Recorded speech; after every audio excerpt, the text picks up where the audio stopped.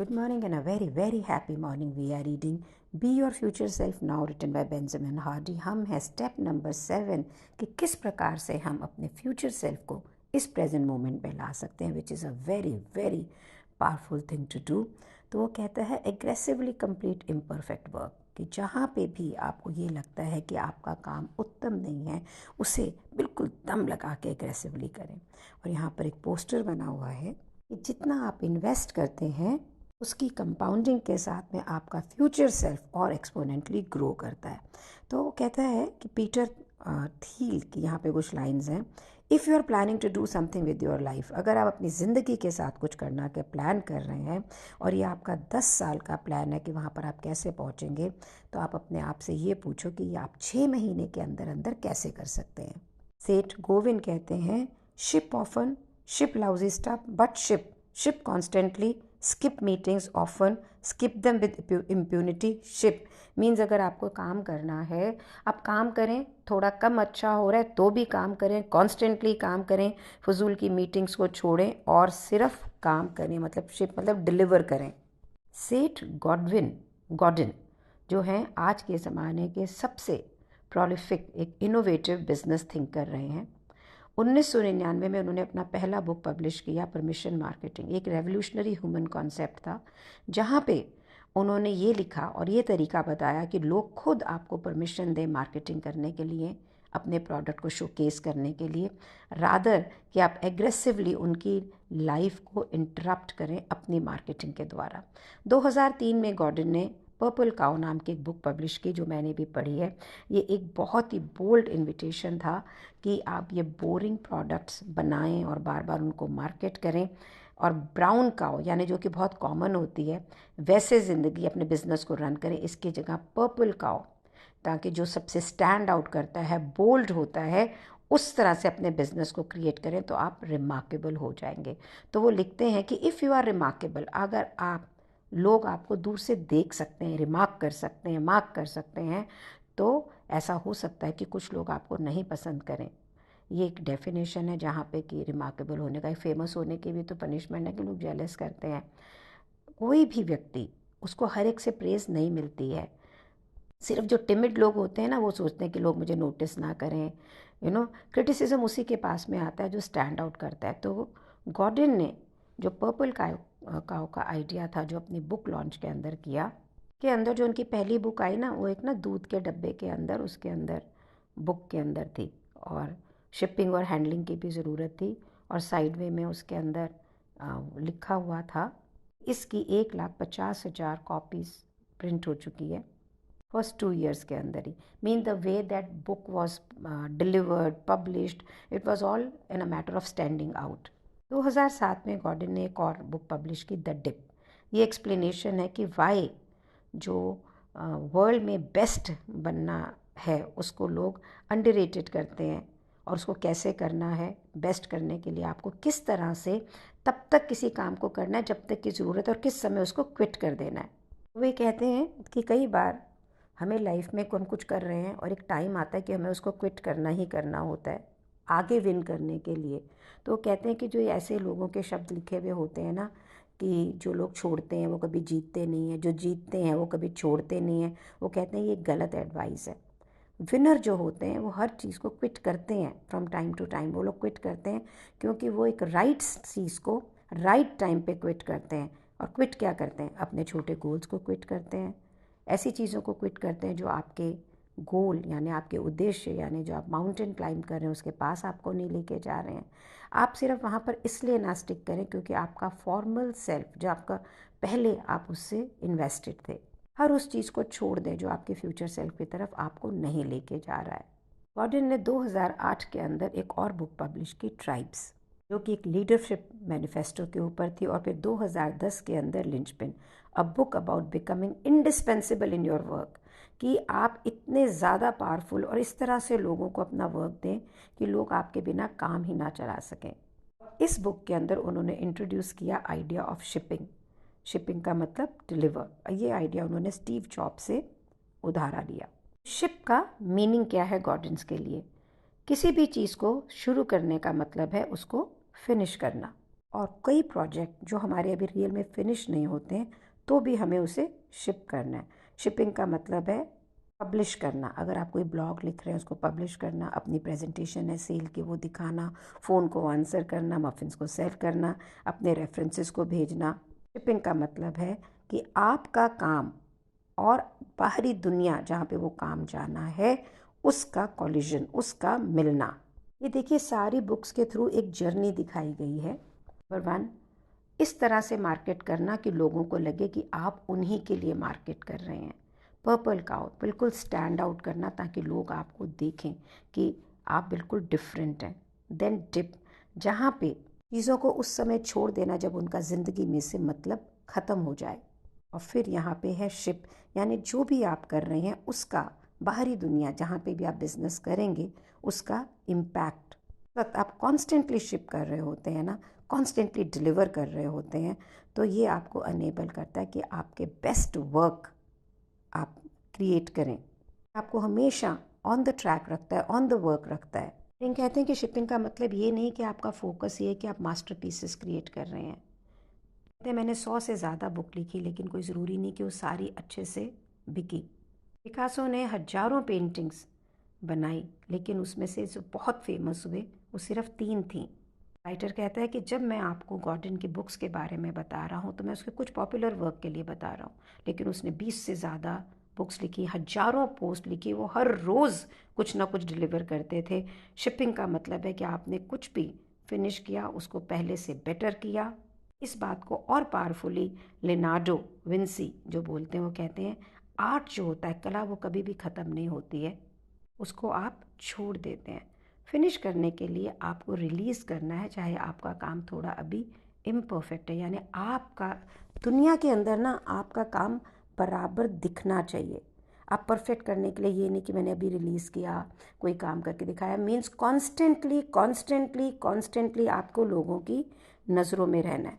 कई बार आपको ऐसा लगेगा कि अरे ये कॉम्प्रोमाइज़ है, मैं तो एक डिफरेंस क्रिएट करने को निकला था, एक आर्ट क्रिएट करने को निकला था, जो मैं अपना बेस्ट वर्क देने को निकला था, लेकिन अभी वो बेस्ट वर्क हुआ नहीं और डेडलाइन आ गई है, तो आपको अपने वर्क को कट शॉर्ट करना पड़ रहा है।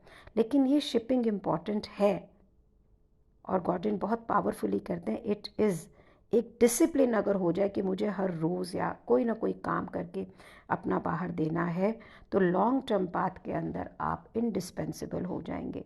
सारा कॉन्वर्जेशन बेंजामिन क्यों लिख रहे हैं कि जो हमारा जो 7th और फाइनल स्टेप है फ्यूचर सेल्फ बनने के लिए, वो है एग्रेसिव कंप्लीशन।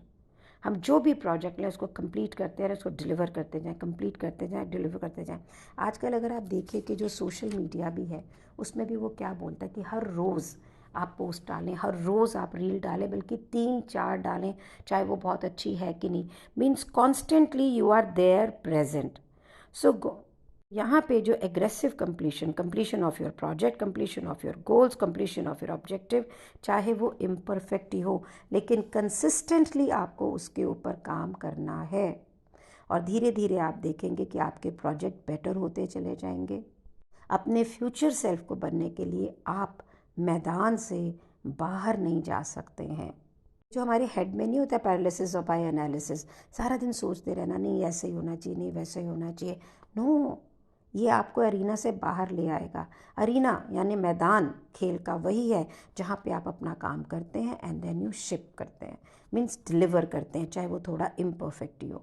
चाहे आज के दिन आपको कितना भी ये लग रहा है कि मैं बहुत अच्छा काम कर रहा हूँ, लेकिन हमारा जो आज का करंट सेल्फ होता है ना, वो हमेशा उसे इग्नोरेंट होता है, उसे आगे का कुछ नहीं पता होता, वो लिमिटेड होता है, सीमित होता है। जो बेस्ट वर्क आप क्रिएट करते हैं ना, वो आप अपने फ्यूचर सेल्फ को देखते हुए वहीं से क्रिएट करते हैं। फ्यूचर सेल्फ आपको परमिशन देता है, अच्छा इसको करने से ही हो जाएगा, अच्छा ये डिलीवर करता हूँ, अच्छा ये डिलीवर करता हूँ, and then you deliver from there. कुछ भी जो आप बनाएंगे ना, वो कभी भी परफेक्ट इसलिए नहीं हो सकता है क्योंकि उसमें हमेशा एक इम्प्रूवमेंट का स्कोप होता है कि नहीं। आप ये देखो, पहले फ़ोन आए तो कैसे थे और अब कैसे हो गए, टीवी कैसे थे कैसे हो गए। अगर आप देखो तो हर चीज़ के अंदर प्रोग्रेस है। जिस वक्त जो भी चीज़ बनी उस वक्त परफेक्ट ही बनती होगी ना, लेकिन उसमें हमेशा एक स्कोप होता है लिमिटेड का। तो उसी चीज़ को देखते हुए बेंजामिन कहते हैं कि don't bother whether it is perfect और not perfect, showcase your work, deliver your work, ship your work. Writer कहता है बेंजामिन कहते हैं कि जो मैंने बुक 3 साल पहले लिखी वो मैं आज बिल्कुल नहीं लिख पाऊँगा। अगर मेरे बुक ख़त्म होने के सालों बाद आप मुझसे बात करो तो मैं एक डिफरेंट बेन की तरह बात करूँगा। बिल्कुल वैसे ही आपकी ज़िंदगी है कि दिन आपको हर चीज़ को डिलीवर करना है अपने फ्यूचर सेल्फ में पहुँचने के लिए। लेकिन अगर आप अपने पुराने काम से अटैच रहेंगे तो आप ये समझ लीजिए कि आप वहाँ पे स्टक रहेंगे। एडम ग्रांट की एक बुक है थिंक अगेन, उसमें से एक कोट है, to unlock the joy of being wrong we need to detach. लिखते हैं कि मैंने 2 तरह की डिटैचमेंट सीखी है जो आपके लिए बहुत ही यूज़फुल है। सबसे पहले डिटैच करना अपने प्रेजेंट को अपने पास्ट के साथ में, डिटैच करना अपनी ओपिनियन को अपनी पहचान के साथ में। कहते हैं मेरा पहला सेल्फ जो था, पास्ट सेल्फ जो था मिस्टर फैक्ट्स, मेरे को हर चीज़ को जानना था, हर चीज़ को करना था, लेकिन अब मैं सिर्फ उस चीज़ को जानना चाहता हूँ जिस चीज़ को मैं जानना चाहता हूँ, जिसको मुझे नहीं पता है। यहाँ पे ब्रिज वाटर फाउंडर रे डेलियो की एक रेफरेंस है। वो कहता है कि अगर आज आप बैठकर पीछे नहीं देखते और आप ये देखते हैं कि अरे मैं पहले कितना बुद्धू था या मुझे ये नहीं पता था, तो इसका मतलब है कि आपने नया कुछ नहीं सीखा। आपको मालूम है मैं ना हायरिंग की कोशिश करती थी, लगी रहती थी, कोई काम नहीं होता था। मैंने अब हायरिंग के लिए एक बंदा रख लिया। अब मेरी हायरिंग बड़े आराम से हो रही है। अब मैं पीछे देखूं तो लास्ट ईयर से लेकर साल भर मैंने कितनी स्ट्रगल की है और मेरे को आराम से ये काम हो गया। मैं अपने और काम बड़े अच्छे से कर पा रही हूँ। तो अगर मैं लुक बैक करती हूँ यार मैंने पहले नहीं किया, so I have evolve from there. कहते हैं मैं ग्रांट और डेलियो के सब सेंटिमेंट से एग्री करता हूँ, लेकिन थोड़ा टोन से नहीं। हमें अपने पास्ट को ना डिमीन करना है, ना अपने पास्ट को डिसरिस्पेक्ट करना है। लेकिन आप ये ज़रूर याद रखें कि आपका पास्ट या फॉर्मर सेल्फ जो है वो हमेशा लिमिटेड है आपके करंट सेल्फ से। आप उसमें हमेशा इंसान ग्रो करता है। आपका करंट सेल्फ आपके फ्यूचर सेल्फ से हमेशा लिमिटेड होगा। ये एक सच है जो आपको लिबरेट कर सकता है और फ्री कर सकता है। ज़िंदगी में फ्यूचर सेल्फ के लिए प्रोग्रेस, एक्सपोनेंशियल प्रोग्रेस के लिए और आपको इन्वेस्ट करना होगा। जैसे लॉस के लॉ में आपको याद है, प्रेजेंट में हम चाहे इनपरफेक्ट वर्क दे रहे हैं लेकिन ये कॉन्टिन्यूसली करता हुआ वर्क हमें बेटर बनाएगा। यहाँ पे 2 लॉस की बात कर रहा है, पेरिक्सन लॉ और द 80% रूल। पेरिक्सन लॉ का मीनिंग है कि आप जो भी काम करना चाहते हैं ना उसको जो भी समय देते हैं वो उतने समय में होगा। तो अगर आप ये सोच रहे हैं ना कि 3 साल में होगा कुछ कंप्लीट, अगर आप उसको बैठ के ये सोचें कि ये 3 महीने में कैसे होगा तो आपको उसका रास्ता भी मिलेगा। तो आप ये सोचिए कि ये जल्दी कैसे होगा।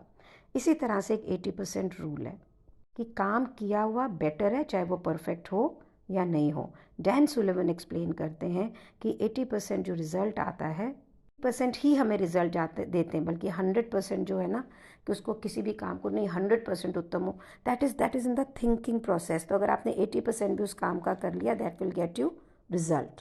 अगर हम बहुत परफेक्शनिस्ट होते हैं ना तो हम चीज़ों को प्रोक्रेस्टिनेट भी करते हैं। तो let's do the 80% and get the result. Writer कहते हैं कि जब हम पहली बार चंद्रमा पे गए तो हमारे पास वो टेक्नोलॉजी नहीं थी जो हमारे पास आज है, तो भी हमने इनोवेट किया और हम चंद्रमा पे पहुंच गए। लेकिन आज अगर हमें चंद्रमा पे जाना हो तो हम पहले वाले टूल नहीं करेंगे, इज़न्ट इट? तो इसका मतलब कि prolific is better than perfect. जो आपके पास है उससे जो आप क्रिएट कर सकते हैं आप उसे क्रिएट करें। आपका आज का 80% सेल्फ जो है ना आपके पुराने सेल्फ से बेटर ही है, और आपका जो फ्यूचर सेल्फ होगा 80% वो आपके आज के सेल्फ से बहुत बेटर होगा। कॉन्फिडेंस कहाँ से आता है? जब हर चीज़ को आप कंप्लीट करते हुए शिप करते जाते हैं, और कंप्लीशन का बात ही जब आप उसके प्रति बिल्कुल कमिटमेंट होते हैं। हर बंदा काम शुरू तो कर सकता है लेकिन बहुत लोग हैं, बहुत थोड़े से लोग हैं जो उसे कंप्लीट करते हैं। जैसे जैसे आप आगे चलते चले जाते हैं आप ये देखोगे कि आगे जाके आपको कम कंपटीशन मिलेगा। लेकिन हम क्या करते हैं, हम छोटे उद्देश्य बनाते हैं और उसको बहुत टाइम पहले ही छोड़ भी देते हैं। Every step you take towards your future self वो आपको एक ऐसे एरिया में ले जाता है जो अद्भुत होता है। एक चीज़ जो आप शिप करते हैं, कंप्लीट करते हैं, वो आपको सिखाता है कि आपका नेक्स्ट प्रोजेक्ट क्या होने वाला है। जब आप master of completing and shipping बन जाते हैं कि बनाया भेजा चाहे वो 80% पे है, तो आपका फ्यूचर सेल्फ एक फैक्ट बन जाता है। आप ऐसा नहीं करेंगे तो आप ये याद रखिए कि मेरा फ्यूचर सेल्फ रियलाइज़ करना सिर्फ एक आइडिया, एक सपना बन जाएगा, ये एक सच नहीं बन पाएगा। इस ऑडियो वीडियो को आप अगर 2-3 बार सुनेंगे तो आपको ये क्लैरिटी में आएगा कि किस तरह से आप अपने आप को इवॉल्व कर सकते हैं और बिना ये चिंता करें कि मैं परफेक्ट हूँ। Just be constant and it gets you result, and it is getting me result, it is getting my students result. This is very very powerful. Do share your views about me, please, about the book reading we are doing. I'm sorry. Or to subscribe to the channel, share these audio videos to many people, bring more people to these audios ताकि वो भी अपने future self को realise कर सकें. इस journey में होने के लिए मेरे साथ बहुत बहुत धन्यवाद. Thank you so much for being in my life. Thank you so much.